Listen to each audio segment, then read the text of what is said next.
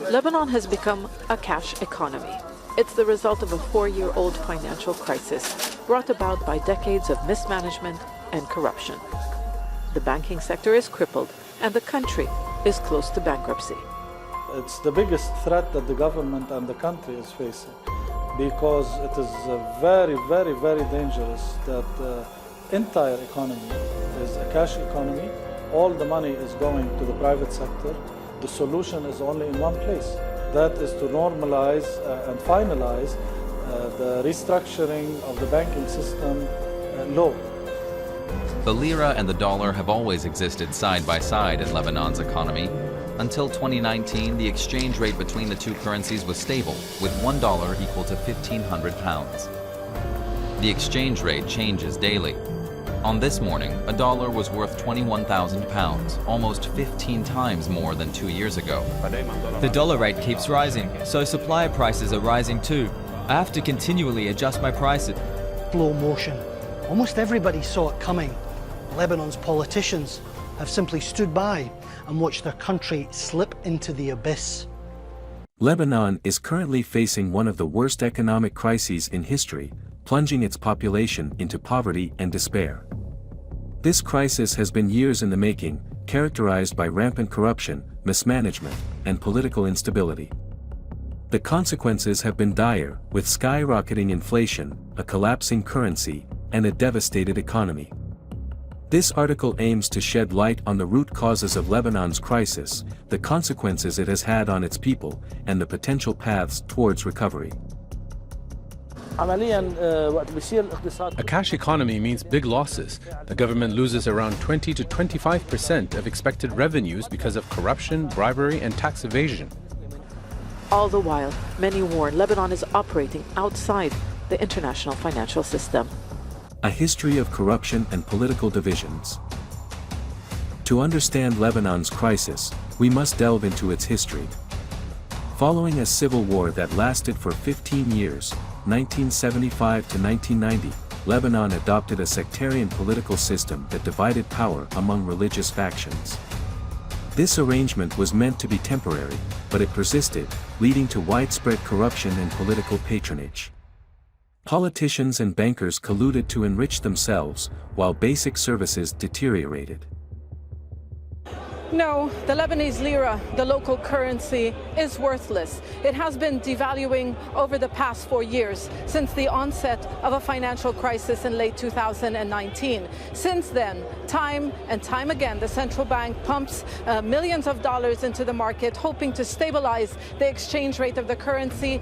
Yes, it recovers slightly, but at the end of the day, it continues its depreciation. And that's why a few dozen people were gathered outside the government palace here in central Beirut. A short while ago, the security forces lobbed tear gas, excessive amounts of tear gas, to disperse the crowd. People here are upset. They say that they came here to demand better living conditions, that they can no longer survive, and that their purchasing power has been eroded. Yes, there is a portion of the population here who earn in dollars, but there's also a portion of the population who earn in the local currency and who are struggling to survive.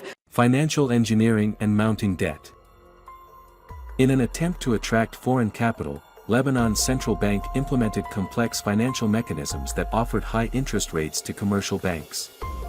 This influx of foreign deposits led to a surge in government debt, as funds were siphoned off for personal gain rather than invested in infrastructure and development. By 2019, Lebanon's debt had reached a staggering 170% of GDP. External shocks and unraveling.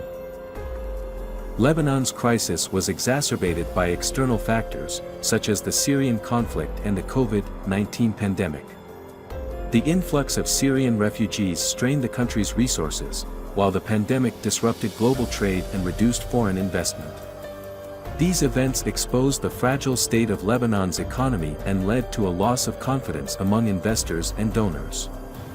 The entire Lebanese government has stood down following last Tuesday's catastrophic explosion in Beirut. The Prime Minister said it was the result of endemic corruption, which is bigger than the state itself. Angry protests have continued at the government's handling of the crisis as the country faces economic collapse and food shortages.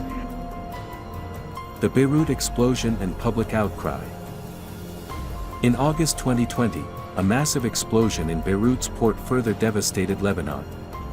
The blast, caused by the improper storage of ammonium nitrate, destroyed the main port responsible for 70% of the country's imports. This exacerbated shortages of essential goods, such as fuel, electricity, and medicine. The lack of accountability and government response fueled public anger and protests. Hassan Hoshu has lived through wars and occupation. His currency has collapsed, his savings vanished, along with a functioning state. Without fuel or money, everything is run on shore. We take medication for a chronic disease we were told we may find in Beirut, but for double the price, and even then we still couldn't get it. We can't even find cough medicine and Panadol. A powered lamppost has become a beacon for this community. We are electricity refugees, says this woman. I can't stay at home. Hoarding has become commonplace. Petrol stations, a front line where men are killed in fuel disputes. The army has been deployed. The humanitarian crisis and mass exodus. Lebanon's economic collapse has had severe humanitarian consequences. More than 80% of the population now lives below the poverty line, with unemployment soaring and basic services crumbling. Families struggle to feed their children, and some have resorted to sending them to orphanages. The shortage of foreign currency reserves has led to hyperinflation, making it difficult for people to afford basic necessities. Road to recovery and challenges ahead. Rebuilding Lebanon's economy and restoring stability will require significant efforts. Immediate steps include securing funds to restart essential services, restructuring the banking sector, and implementing social reforms. However, political obstacles hinder progress, as the ruling elite resist meaningful change that threatens their power.